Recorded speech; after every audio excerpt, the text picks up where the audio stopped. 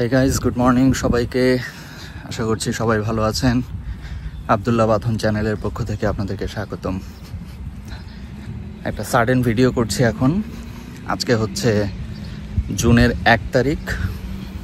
তো সকালবেলা ঘুম থেকে উঠে ভাবলাম যে আজকে একটু আর্লি ঘুম ভেঙে গেছে, তো ভাবলাম সকালে একটু জিমে যাই। যদিও জিমে আমার রেগুলার যাওয়া হয় না, আজকে অনেক দিন পরে গেলাম। এনিওয়ে, তো জিম থেকে ফেরার পথে ভাবলাম বাসায় যেয়ে একটু দোকান থেকে ব্রেড নিয়ে নিই, তাহলে বাসায় যেয়ে চট করে স্যান্ডউইচ বানিয়ে খেয়ে ফেলতে পারবো। তো এই কারণেই আমাদের বাসার পাশেই একটা দোকান আছে শোবিস, সেখান থেকে ব্রেডের উদ্দেশ্যেই গেলাম, কিন্তু সেখানে আরও বেশ কিছু জিনিস পাওয়া গেল খুব অল্প দামে। তো ভাবলাম কিছু সবজি নেই। এখন যেই কারণে আসলে ভিডিও করা, একটা মজার জিনিস আপনাদের সাথে শেয়ার করি। সেটা হচ্ছে কানাডাতে শপিং করলে এখানে তো শপিং ব্যাগ দেয় না, যেমন আমাদের দেশে বা অন্যান্য দেশে। আমি যে সৌদি আরবে ছিলাম সেখানেও, ওখানে মানে ছোট্ট একটা জিনিসও যদি আপনি শপিং করেন, কি বলবো, ফর এক্সাম্পল আপনি আধা কেজি চিনি, আধা কেজি চাউল, হোয়াট এভার যেটাই হোক, এগুলো তো প্যাকেট করাই থাকে। ইভেন ওইটার জন্য বিশাল বড় একটা আপনাকে পলি ব্যাগ দিবে, এবং সেটা খুবই শক্ত, খুব ভালো কোয়ালিটির। ইভেন বাংলাদেশে ওইটা হয়, কিন্তু কানাডায় এসে আমি যেটা দেখলাম, এখানে ব্যাগের প্রচলন খুবই কম। তো এইটা তারা করছে এখানে পরিবেশ বান্ধবের কথা চিন্তা করে, যে যত পলিথিনের ব্যবহার কম হবে তত পরিবেশ দূষিত কম হবে, তত পরিবেশ ভালো থাকবে, ফ্রেন্ডলি থাকবে। তো ওই চিন্তা থেকেই করা। কিন্তু বাংলাদেশ বা সৌদি আরবের থেকে যে অভ্যাসটা হয়েছে, যে এখন এইখানে এসে যখন আমি এই যে খালি হাতে যেভাবে করে হাতে করে নিয়ে যাই না, এটা এত লজ্জাকর লাগে, এত আনকমফোর্টেবল লাগে। আপনাদেরকে আমি দেখাচ্ছি।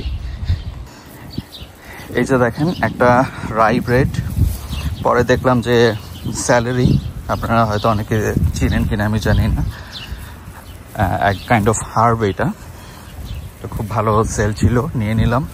একটু নিলাম ব্রোকলি, আর সাথে দেখলাম স্ট্রবেরিও ভালো সেল দিল, এই জন্য স্ট্রবেরি নিলাম। এখন আমি তো সাডেনলি জিম থেকেই চলে গেছি দোকানে, এই জন্য বাসা থেকে আর ওইভাবে ব্যাগ নেওয়া হয়নি। আমার কাছে ব্যাগ ছিল না, তো এই জন্য এইভাবেই এখন নিয়ে বাসায় যাচ্ছি। আর এই ছোটো যে পলিথিনগুলি দেখছেন, এগুলোতে ধরেন আপনি সবজি টবজি কিনলে এগুলোতে ভরে তারপরে আপনি আপনার সাথে যে ব্যাগটা আনবেন ওই ব্যাগের মধ্যে নিবেন এই জিনিসগুলো। তা এখন যেহেতু আমি ব্যাগ নিইনি, এই জন্য এই পলিথিনে করেই নিচ্ছি। ছোটোবেলায় ঢাকায় যখন ছিলাম তখন এরকম দোকানে গেলে মাঝে মাঝে এইভাবে আনতাম। তারপরেও ওদের কাছে মাঝে মাঝে বড় বড় ব্যাগ থাকতো, সেই ব্যাগগুলো দিয়ে দিত। এইখানে এখন সৌদি আরবে অনেকদিন থাকার পরে এখানে যখন আসছি, এই জিনিসটা খুবই আমার কাছে খুব অবাক লাগছে। বিষয়টা খুবই আনকমফোর্টেবল লাগতেছে। তো এই জিনিসটা আপনাদের সাথে শেয়ার করার জন্যই মূলত এখন ভিডিওটা করা। খুবই অবাক করা।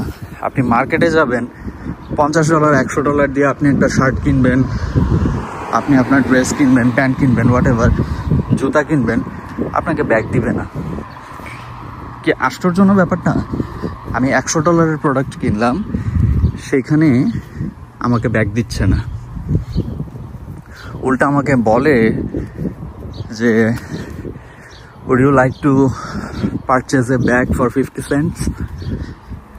মানে আমাকে 50 cents দিয়ে একটা ব্যাগ কিনতে হবে। ব্যাগের মধ্যেও আবার বড় ছোট আছে, বড়গুলি হলে 50 cents আর ছোটগুলো হলে 30 cents 40 cents এরকম। তো এই হচ্ছে অবস্থা। প্রথম এটা খুবই খারাপ লাগলো, এখন ধীরে ধীরে এটা সয়ে যাচ্ছে। এখন এই জন্য এখানকার বেশিরভাগ মানুষ ব্যাকপ্যাক থাকে না, ব্যাকপ্যাক ক্যারি করে। আমিও ক্যারি করি। তো যখন এরকম কিছু কেনাকাটা করি, সেগুলো ব্যাগের মধ্যে আমি ভরে ফেলি, ভরে বাস হেঁটে হেঁটে চলে আসি বা বাসে চলে আসি, হোয়াট এভার, যেভাবেই হোক। আমি কাপড় কিনি সুন্দর করে প্যাকেজিং করা থাকবে, সুন্দর একটা কাগজের ব্যাগের মধ্যে করে আমাকে দিবে, না সেটা না। আমি টাকা পে করলাম $100 বা $50 পে করার পরে সেটা আমাকে, আমরা নর্মালি বাসা বাড়িতে যেভাবে কাপড় চোপড় ভাঁজ করি সেইভাবে কাপড়টা ভাঁজ করে আমাকে দিয়ে দেয়, সাথে রিসিপ্টটা দিয়ে দেয়। বাস ওইটা নিয়ে আমি একদম ফকিরের মতো হাতে করে নিয়ে হেঁটে হেঁটে বের হয়ে যাই। পরে আমি আমার ব্যাগে ঢুকাই। মানে মনে হচ্ছে যে আমি নতুন জিনিসটা কিনি নাই, এটা আমাকে দান দক্ষিণা দেয়া হলো, কাইন্ড অফ এরকম ব্যাপারটা।